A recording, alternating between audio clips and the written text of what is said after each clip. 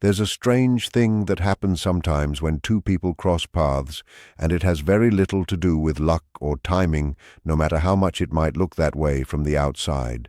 Every so often, one person leaves a mark on another that has nothing to do with how much time they spent together and everything to do with what got stirred up inside. And when that happens, the person who was touched doesn't just remember a face or a name. They keep circling back, almost against their will, to a feeling they can't fully explain and definitely can't switch off on command. No matter how much they try to distract themselves, move forward, or convince themselves that everything has already been resolved, something keeps pulling their attention back. It is not always a conscious decision. It is not always something they openly admit. Sometimes it appears quietly, in moments when there is no noise around them and nothing left to distract them from what they truly feel. The mind has a way of returning to experiences that carried deep emotional meaning. Some connections leave behind impressions that are difficult to erase because they were not built only on routine or familiarity. They were connected to emotions, memories, and moments that created a lasting impact. A person can tell themselves that they have moved on. They can create new routines, meet new people, and fill their days with different experiences. They can try to focus their attention somewhere else. But when a connection reached a deeper emotional place, ignoring it does not always make it disappear. Sometimes the feelings they avoided become the very feelings they are forced to face later. At first, they may not understand why certain memories keep returning. They may wonder why small things remind them of that person. A song, a place, a conversation, or even a simple moment of silence can bring back emotions they thought they had already left behind. This happens because emotional experiences are not stored in the same way as ordinary memories. The moments that affect us deeply become connected to the way we felt, the way we saw ourselves, and the meaning we attached to that relationship. They may not simply be remembering a person. They may be remembering a version of themselves that existed during that connection. Perhaps they remember feeling understood in a way they rarely experienced. Perhaps they remember the comfort of being able to express themselves without constantly protecting their emotions. Perhaps they remember a sense of closeness that felt rare and difficult to recreate. And that can create an internal conflict. One part of them may want to continue moving forward. One part may want to believe that the past should remain in the past. But another part quietly recognizes that something meaningful happened, something that cannot simply be erased because circumstances changed. This is where people often experience confusion. They may ask themselves why they still think about someone they chose to leave behind. Why do certain feelings remain when they believe time would solve everything? Why does a connection continue to appear in their thoughts when they are trying to focus elsewhere? The answer is that emotions do not always follow the timeline we create for them. The heart does not always close a chapter simply because the mind decides it should. Some experiences require understanding before they can truly be released. Some emotions need to be acknowledged before they can peacefully settle. When someone avoids facing their feelings, those feelings often remain beneath the surface. They may not disappear. They may simply wait for quieter moments when they can no longer be ignored. This does not necessarily mean a person has all the answers or that they fully understand what they feel. Sometimes people return mentally to a connection because it represents something unfinished within themselves.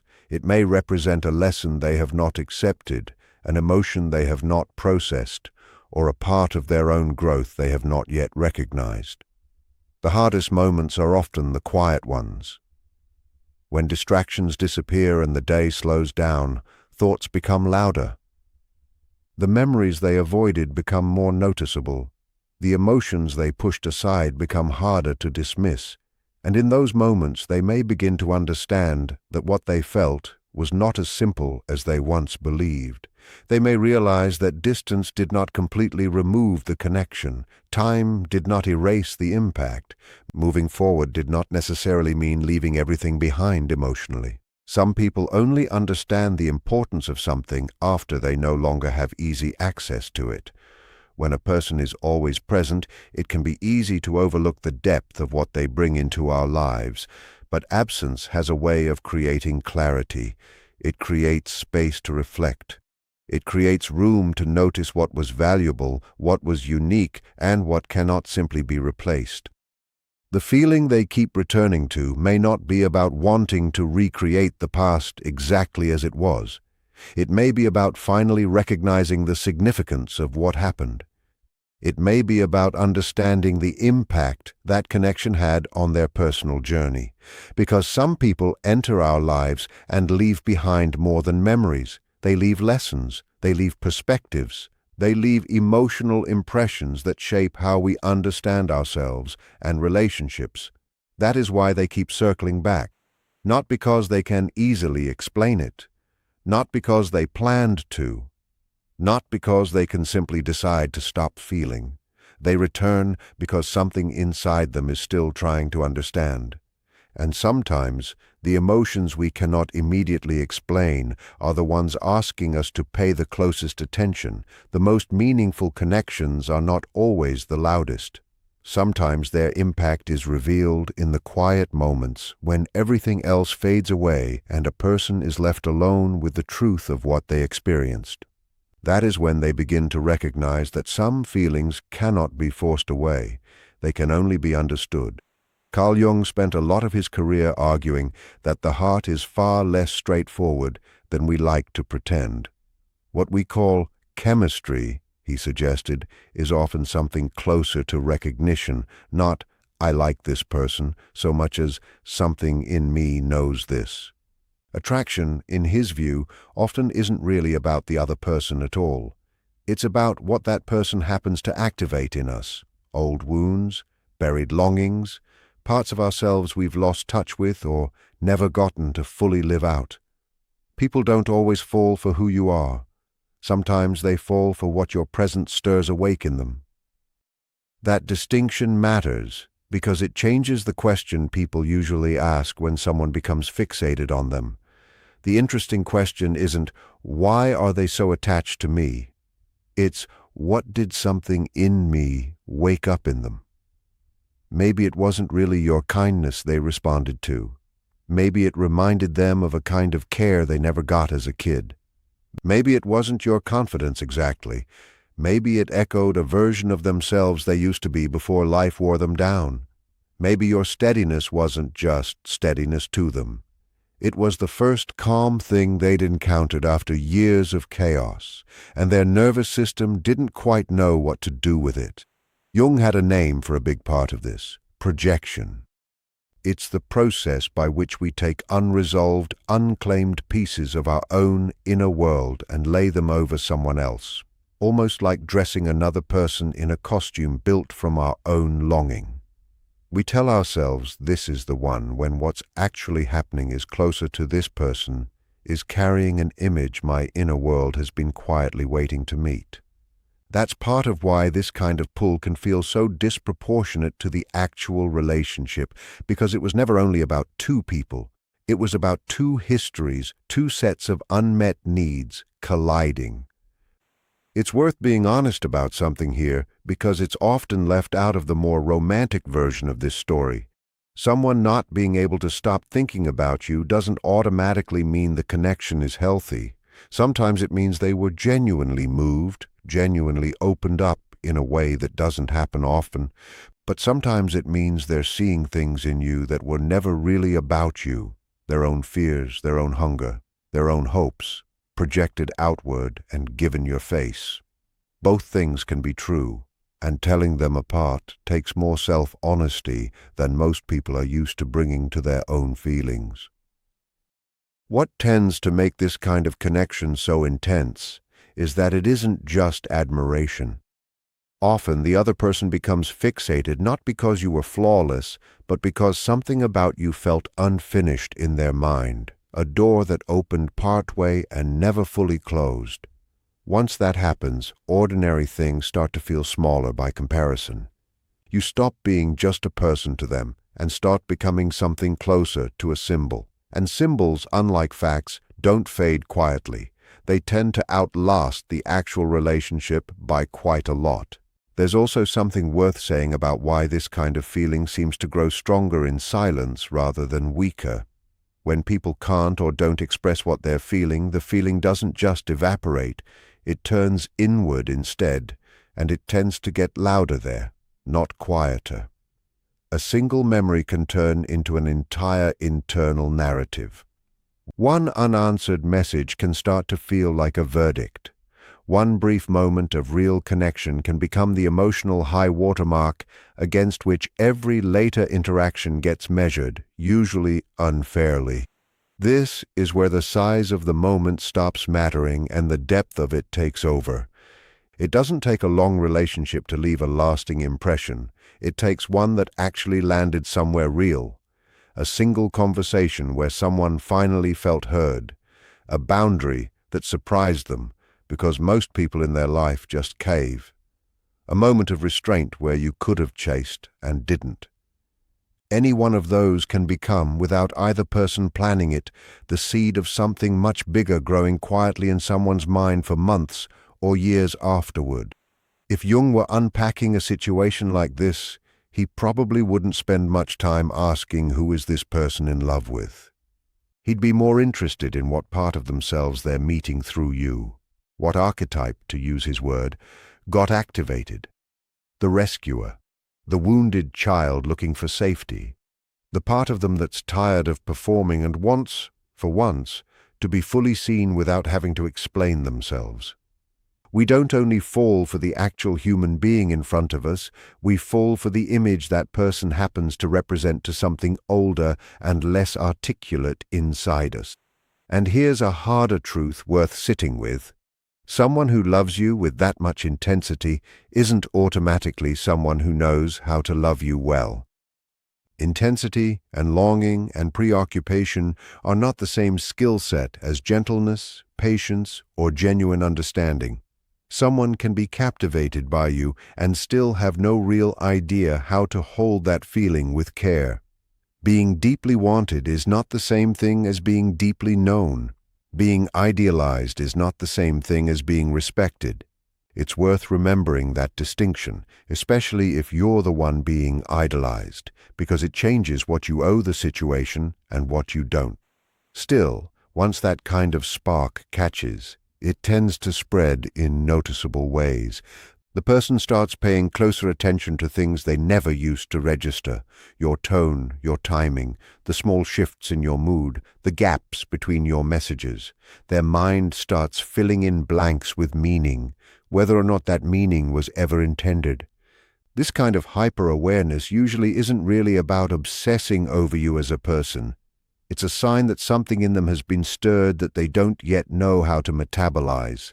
What tends to trigger that isn't usually anything dramatic. It's more often something quiet, feeling chosen without having to perform for it, feeling safe enough to be honest without bracing for judgment, feeling wanted without feeling reduced to an object. Or, just as often, it's the opposite. Feeling a kind of love that was calm and unfamiliar, and realizing, almost too late, how much they didn't want to lose it. That's usually the tipping point where simple attachment turns into something closer to fixation, not because the other person is weak or unstable necessarily, but because some part of them has attached itself less to you specifically and more to the experience of feeling alive around you. It's a strange, almost invisible kind of suffering. Someone can look completely fine from the outside, going to work, laughing with friends, keeping busy, while quietly replaying a handful of memories on a loop that no one else knows about. They tried dating other people and nothing quite compares, not because anyone else is lesser, but because nothing reproduces that particular emotional charge. In psychological terms, something like an imprint has formed. You become, without ever asking to, a kind of reference point, the standard other things get measured against, consciously or not. That's a strange kind of power to carry, and also a genuinely delicate one.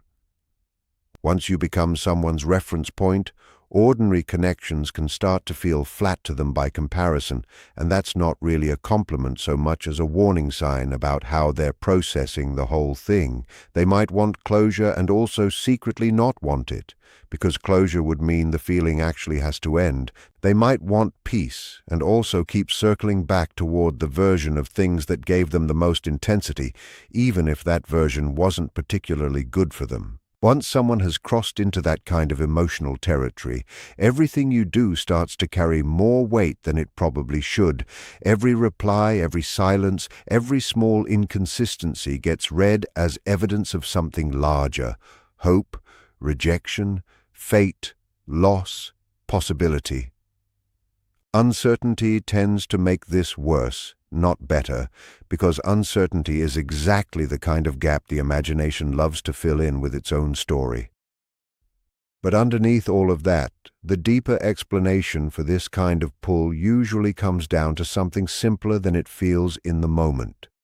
You didn't just catch someone's eye, you caught something further in, whatever part of them had been quietly waiting to be noticed, addressed, or given permission to exist.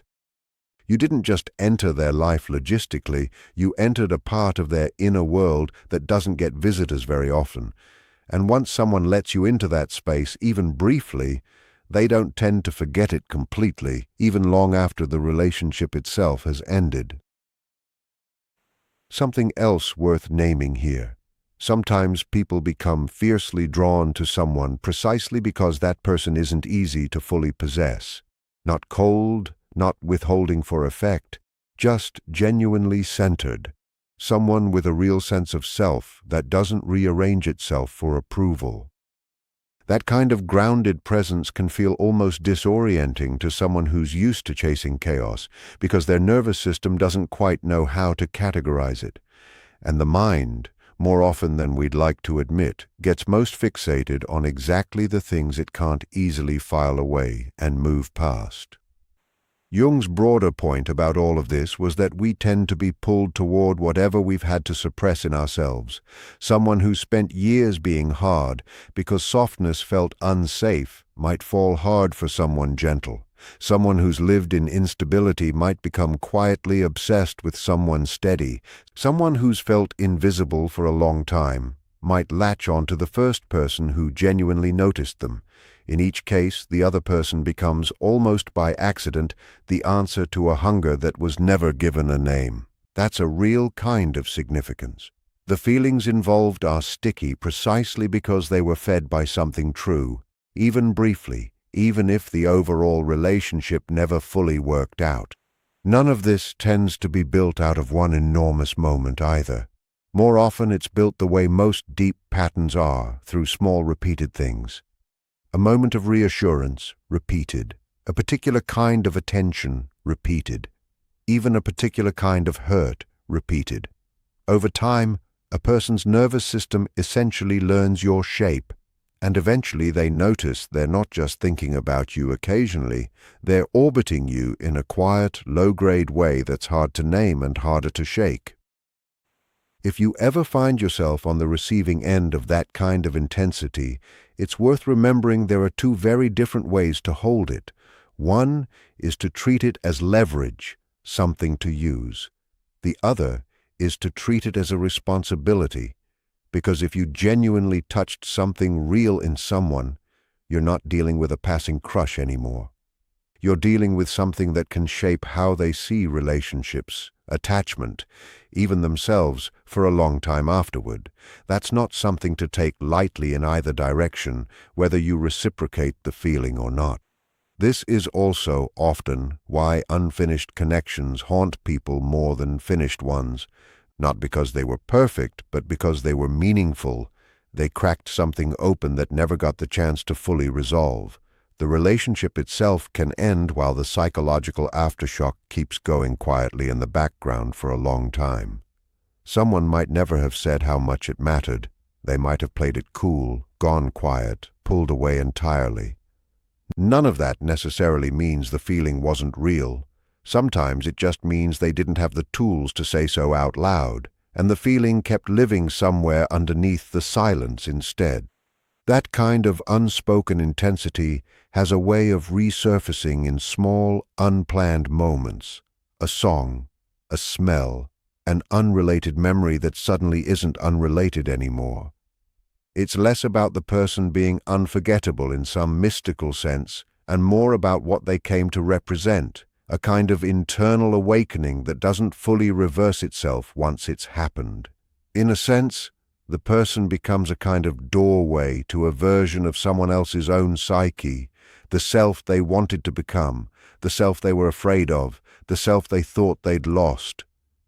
Doorways like that tend to stick in memory longer than most events do. If someone is genuinely, deeply affected by you in this way, it's worth holding two things at once. First, that this kind of impact is real and worth respecting. It's not nothing to leave that kind of mark on someone. And second, that intensity by itself doesn't prove health or maturity or even real compatibility. The goal isn't to get intoxicated by being wanted that badly. It's to stay clear-eyed enough to tell the difference between being loved and simply being the screen someone else's story got projected onto.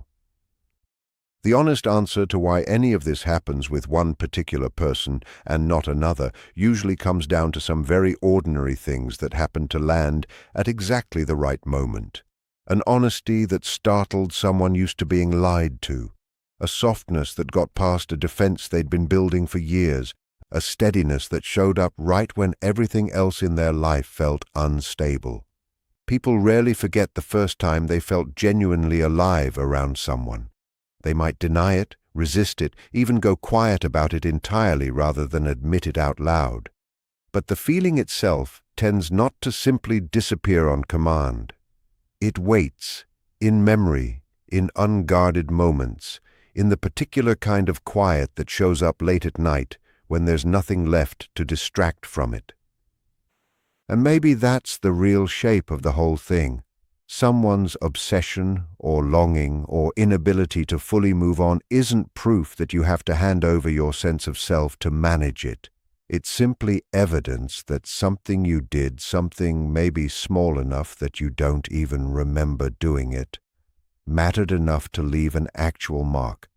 Marks like that can shift how someone sees connection itself, going forward, for better or worse, depending on how it's handled by both people involved. Maybe you offered one real moment of connection in a life that had been mostly performance, and that moment became the reference point for everything after it. Maybe you treated someone with plain respect at a moment when everyone else around them was dismissive. Maybe you kept your dignity intact in a moment when they expected you to fall apart, and something about that steadiness didn't leave their memory the way ordinary moments do. Whatever the specific shape of it, the underlying truth tends to hold. Connection like this is rarely just about attraction on the surface. It's about recognition, at a level most people don't have language for, one person's unspoken hunger meeting another person's unplanned gift. That's the strange mix of beauty and difficulty built into how people actually connect. We meet, we leave marks on each other, sometimes intentionally and sometimes completely by accident, and the mind holds on to the impression long after the moment itself has passed, which is really just a reminder to be thoughtful with how you show up for people. Your honesty, your warmth, your distance, your silence, all of it. Not out of fear, but because people remember more than they say. And sometimes what they carry forward isn't a memory of you exactly, but a feeling you helped them access once, that they've been quietly chasing or reckoning with ever since.